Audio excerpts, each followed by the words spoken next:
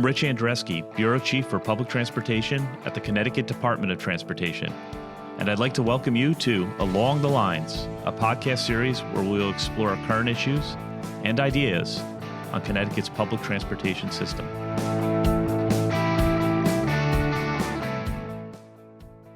Welcome to another episode of Along the Lines. I'm Rich Andreski. Urban renewal projects in the 1950s and 1960s separated New Haven, Connecticut in physical and often disruptive ways. One of those so-called renewal projects, Route 34, also known as the Oak Street Connector, displaced hundreds of households and businesses and disconnected neighborhoods from the downtown.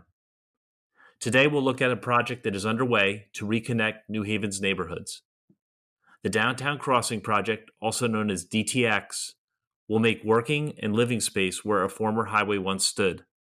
The transformation of these 10 acres of land will also add vitality to an already lively downtown New Haven and bring additional tax revenue to the city.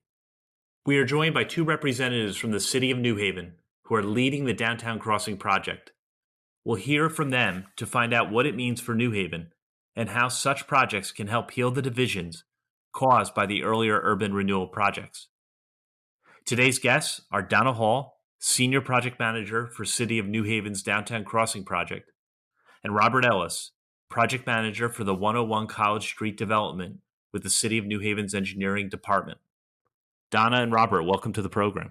Thank you, Rich. It's good to be here. Thank you, Rich. Look forward to it. Exciting opportunity to get to talk with you. You know, along the lines, we talk about transportation issues and public transportation, and the history of this Route 34 expressway is fascinating in terms of what it meant for connectivity of the city to its train station. So Donna, can you start by telling our audience a little bit about the history there of how the Route 34 Oak Street Connector came to be? This expressway stub really created an edge and a division, as you alluded to, Rich, in the introduction, that really separated the Hill neighborhood from the central business district. So this project is all about undoing that and removing the highway, reconnecting some of those cross streets that had been severed by the highway to reconnect neighborhoods and the Med district with the central business district, and transforming the highway into urban boulevards. So Donna, the history of the city of New Haven was very similar to what many cities faced in the 1950s and 60s, which was this idea that to reinvigorate the city, we needed to fix transportation to the city. And ironically, what it ended up doing was making local transportation more difficult, both walkability and even arguably getting about by public transit and auto. So what is the city doing now under its Downtown Crossing program to repair the issues that were created by this Route 34 program? This has been an area that has been studied for a long time as we tried to figure out what to do with a project that was developed, very car-centric. It was all about cars, moving cars through the city, as I said.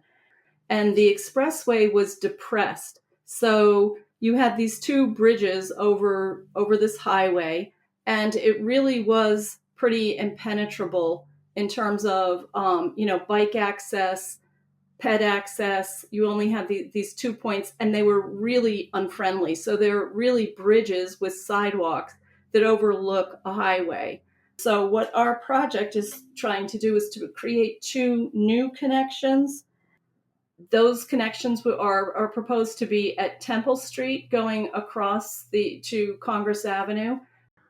So what I'm hearing is, the city is being knit back together, that these important connections from the Hill neighborhood to downtown will be reestablished. And while that's great news for transportation links and, walkability, there's a very important reason we're doing this too, and that's the workability and livability of the city. So Robert, you're working on a project, the 101 College Street project. Can you tell our listeners a little bit about that and how you're leveraging the downtown crossing improvements? Sure, Rich. One of the things that has been provided as an opportunity to work in this area is the developable land that's somewhat depressed between South Frontage and MLK. That 10 acres of land has become attractive to various developers. One in particular that has been successful in doing its initial project, which is the 100 College Street project, was Winstanley. The 100th Street College project was part of the first phase of this development that started back in 2010 and thereafter. It became the headquarters for Alexion. In 2017, which was when it was completed, unbeknownst to the city at the time, Alexion did commit to being in the building, but they also, at the last minute, changed and wanted their C-suite personnel to move to Boston. And that was a big shock to the city as a whole, but it turned out to benefit the city in the sense that Lexion C-suite employees did go up to Boston. They found out the quality of living and the cost of living was a lot more expensive up there, but the quality wasn't justified for the cost. So a lot of their employees were able to return to New Haven in the headquarters. As of right now, Alexion, which was recently bought out by AstraZeneca, has 500 employees in the headquarters.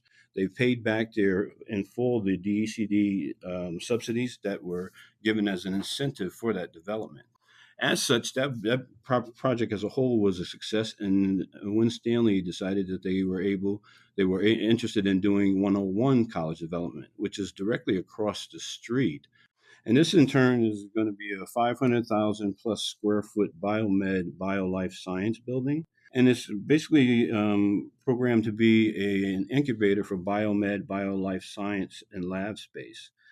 To date, due to the success of 100 and the developments of phase 1, phase 2, and phase 3 in this corridor, we can say that the Winstanley team has successfully signed leases for 3 tenants, 2 anchor tenants, one in turn being Arvinas. Arvinas is an inorganically grown company that started out here at Yale. Then, in turn, an additional tenant is Yale University, who has signed up for 125,000 square feet. So already the economic benefit is starting to take hold and gain ground. Overall, the projection right now is that there are going to be roughly between 1,000 plus jobs during the construction of 101. That's from ground up through completion and fit out.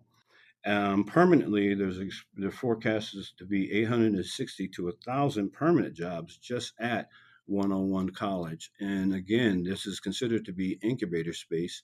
So up and coming companies, either in the city of New Haven or in the region, can identify if suitable some space for them to begin to expand and grow into. From a wage standpoint, these are earlier projections as of beginning of 2020. We're looking or expecting 778 million in wage contribution just to the local economy, just from this project so far.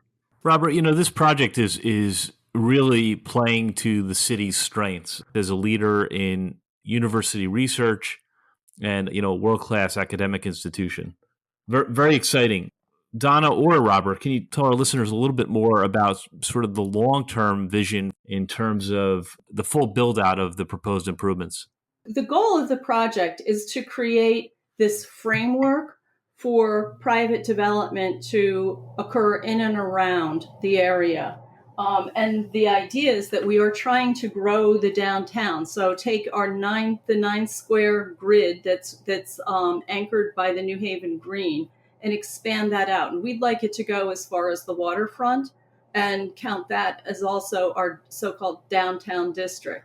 What these connections allow us to do is to tee up development for transit-oriented development at the train station. The Orange Street connection certainly goes straight into that, as well as the train station. So it provides ways for people to access employment and to live downtown without actually owning vehicles. And, it moves us away from that car-centric planning of the past to a more modern idea about what cities should look like and how they should function, and who the infrastructure should be built for, that it shouldn't be all about cars, that it should be about people. We're a small city, but our real strength is our people. And being able to leverage these transportation dollars in innovative ways to create this framework to really build a better city, to build a place is it's really a fantastic opportunity that we have, and I think that we've embraced it, and really developing this as the future of the city without compromising in any way the cultural and historic assets that we have in the downtown in the form of, fantastic architecture, a lot of it historic. This is an area that is vacant right now and presents a tremendous opportunity for us to really transform the city, to create a new gateway for the city that has aesthetic streetscape improvements integrated into it, as well as opportunities for private development to occur. What's really incredible about the city of New Haven is the fact that nearly 14% of residents walk to work. And that's extraordinary, where walk to work is not an option in most places in this country. The city of New Haven has already a very significant share. And this program arguably is only going to increase that ability for residents to reach jobs by walking. Can you tell us a little more, Donna, about the bike ped improvements that are underway? A pretty exciting, new, innovative approach to accommodating bicycle and pedestrian traffic. Part of the project was to set forth a new zoning ordinance and a new zoning district. And in that district, which encompasses the corridor that's bounded roughly by Martin Luther King Boulevard, South Frontage Road, the Boulevard to the west, and Orange Street to the east. In that entire corridor, we are requiring that all new development have 15-foot sidewalks. And because the pedestrian volumes through the area are really, really significant, and it will make it safer and more pleasant to walk to work. Further, we're creating some of I think maybe the first protected bike intersection in the state. We've gone from sharrows, which was our first attempt to carve out space within the public realm for bicyclists. We've abandoned the sharrow. It's used where it needs to be used. But our goal now is to have, where we can, grade separated bike facilities that really protect bicyclists. We'll have bike signals, the first in the city of New Haven as part of this project. And the connections to this district actually go to the east and will connect to the Farmington Canal Greenway, which then goes down to the waterfront and connects to the East Coast Greenway. So we're adding in some critical links to this really very robust bike network. It's probably, I would say, the most robust bike facilities that you'll find in the state once this project is completed. It's really exciting, and I'm speaking for the DOT. We're excited about the opportunities to rethink public transportation in the area. For so very long, the city of New Haven's public transportation system has been focused on the green, really a hub and spoke system where service comes into the green and then goes back out. And we're starting to, with these improvements, have an opportunity to have a more urban type transit system where routes connect at multiple points and people can move about more seamlessly through the city without having to come to the green first. So, Donna, what are your hopes in terms of the new opportunities for public transportation? As part of this project, we are including transit stops. We've worked very closely with our Department of Transportation in the city to make sure that all modes are accommodated. And we see this as an area that needs a new focus. I think that having CONDOT as a partner throughout this project has been critical. The forward thinking that the department is now doing has made it so that we aren't butting heads anymore, but that we are partners side by side working toward, a common goal. And it's much more about balancing the needs for all users. And that does include really taking a hard look at transit as well. Perhaps a topic for another day, but the city and the Connecticut Department of Transportation have been working very closely on a new partnership for New Haven Union Station. And part of that partnership, a key element of that will be redevelopment of that train station into a multimodal hub where we're looking at more active transportation improvements as well as bringing more bus service over to the train station. So your downtown crossing project has certainly enabled that and made that possible. More to come on that program in a subsequent podcast, but we're very excited about the partnership with the city. The walkability from the train station to this district, it's less than a quarter of a mile, I think, to the farthest point in the development. And we are also putting in what we're calling a multimodal park that will connect State Street to Orange Street alongside of the Coliseum project. And, that will be a dedicated bike facility that will create this really lovely transition to the train station, as well as we've incorporated an art installation under what's known as Bridge 333. It's the bridge that you have to go under in order to get to the train station on State Street. And that installation, which involves light and color and, a really nice, friendly, bright experience, that's wrapping up construction as we speak. So we are looking at ways to support future development at the train station and to make that connection stronger and definitely friendlier for pedestrians. Additionally, Rich, one of the things that has been added as part of the overall reconnectivity efforts is the opening of Columbus Avenue extension down to that part of Union Street and the area that will also allow you to get access to 95, 91 and the highway system. Robert, that was a lucky quirk of history that the city held on to the right-of-way and was able to reestablish that connection. Agreed. Robert, I can't help but think much of what you work on, although certainly the very visible 101 College Street project, there's a lot of infrastructure that's happening that people may not be aware of. And one that comes to mind is flood control. The area around the train station in particular is low-lying. Historically, the water's edge used to come up to Water Street and the Union Station area.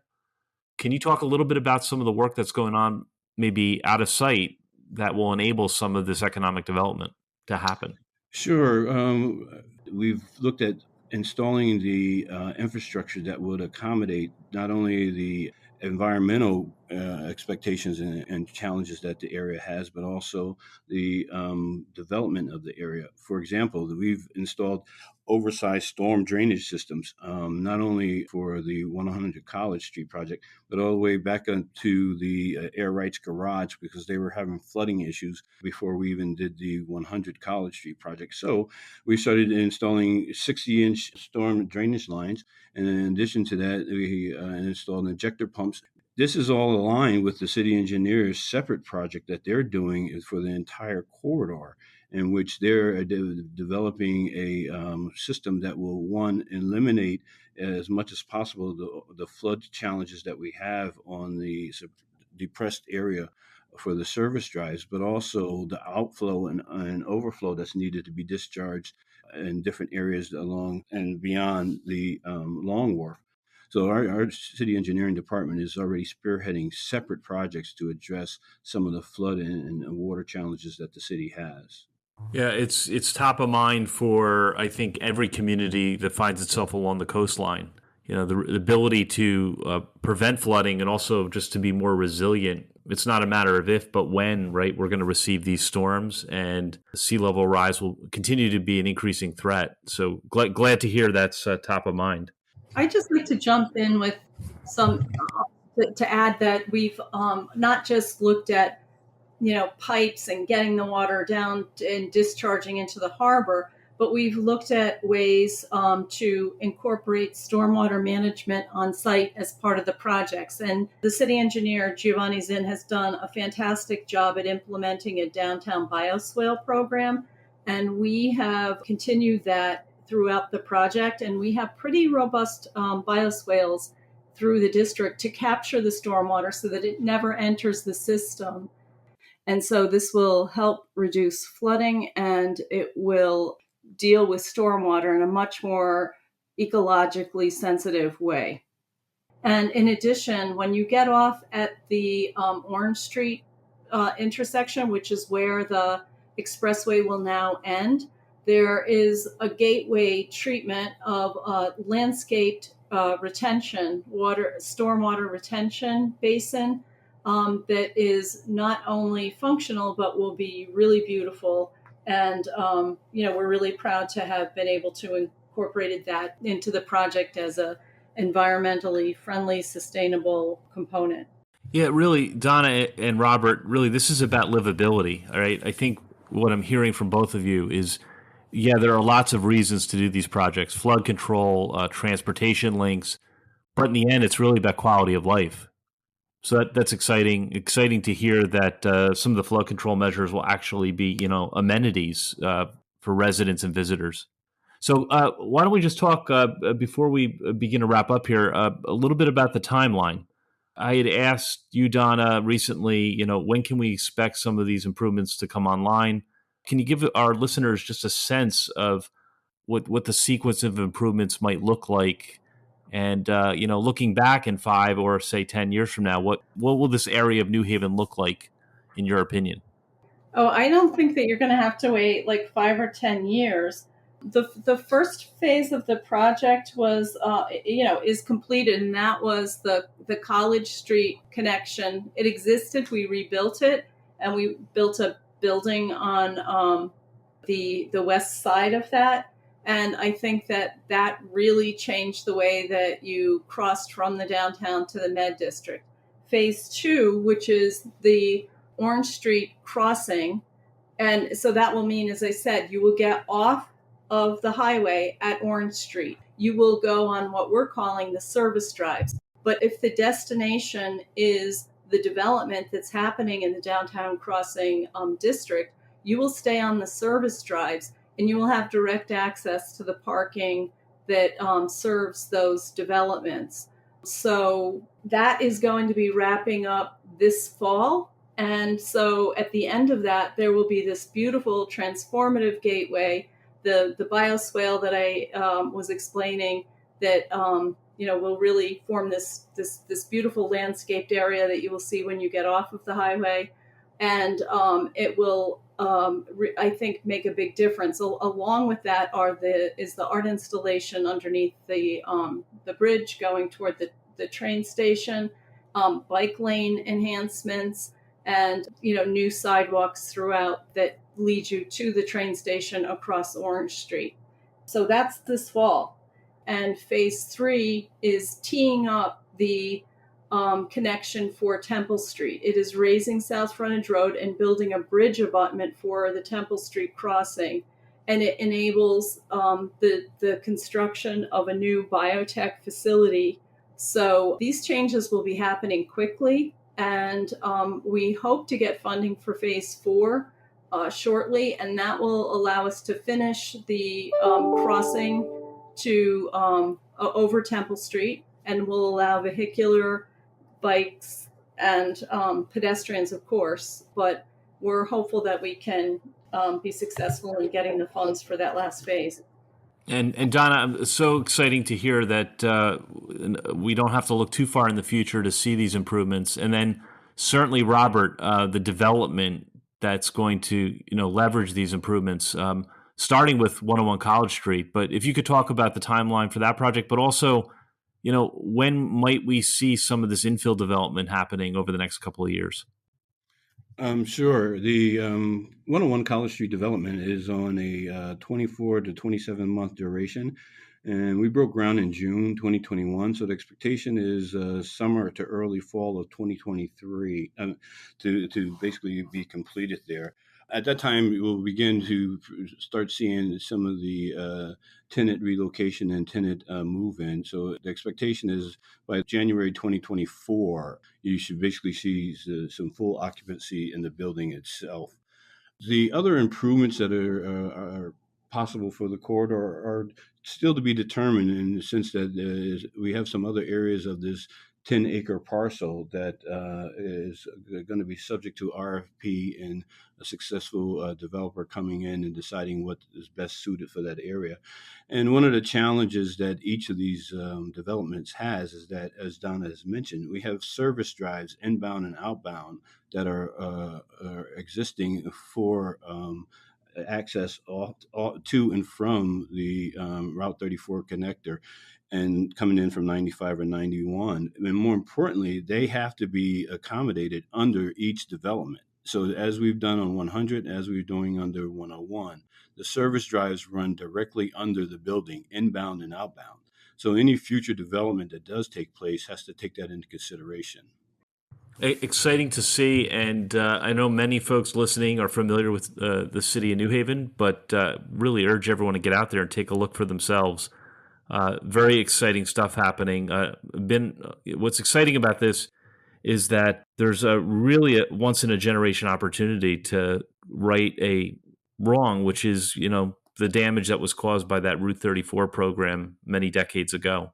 So exciting to hear all the progress. I'll come back to both of you for some closing thoughts on the future and anything else you'd like to share with our listeners.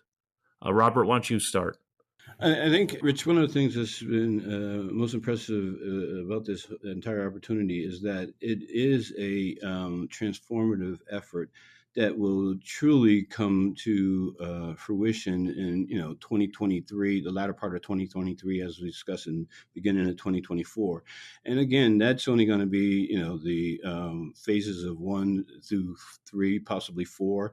In addition, you will have 2 commercial developments right across the street from each other. One basically having 400,000 square feet of lab space and research space, and then a new one that's coming online that will have another 500,000 plus square feet of lab space. And again, you're looking at almost 1 million square feet of additional lab and research and bioscience space. There will also be available space for incubator startup and companies that are just beginning, that may have currently, or maybe be on at a level now where they're currently busting at the seams or overgrowing their current physical space, and then now they'll have another opportunity or other opportunities to relocate right here in New Haven. This is going to be transformative for this entire region. And as we're starting to see, the Yale universities, the Arvenises of the world, they're going to take advantage of this as best they can, because they know that this is groundbreaking. And we become that central link between the East and New England corridor between New York and Boston. You can't just bypass New Haven anymore, because we offer some of the same things on a smaller scale, but just as contemporary and just as effective as some of those areas that were known to do so in the past, but probably more so at a more economical and more accommodating spaces. Robert, thanks again for joining us. And Donna, over to you for final thought. Thanks, Rich. I think that this project shows what can be done, how innovative you can get with public money and within the public realm. I'm probably really dating myself here, but there's a song from, I'm sure it's goes all the way back to the 80s by the Pretenders, Chrissie Hynde, where she talks about going back to Ohio and seeing how everything's been torn down and paved over, and as she describes it, by a government that has no pride. And I think that this time around we're getting it right, and we're doing a project that really does inspire civic pride. I think at the end of the day, the difference that you're going to see here, the place that is going to emerge, the economic potential of the city, it is going to embody what our future is. And for that reason, I'm really proud and honored to have been associated with the project and have been able to work on it. Donna Hall and Robert Ellis from the City of New Haven, thanks for joining me on the program today. Thank you, Rich. Thank you for having us. Your work is creating a bright, new, sustainable future for the city. Good luck to the both of you. Remember, you can find previous episodes of Along the Lines on your favorite podcast platforms, including Apple Podcasts, Spotify, Google Podcasts, and SoundCloud. I'm Rich Andreski. Join us next time for another episode of Along the Lines. Thanks for listening to this episode of Along the Lines. This is your host, Rich Andreski. If you've enjoyed this podcast, please remember to subscribe and share.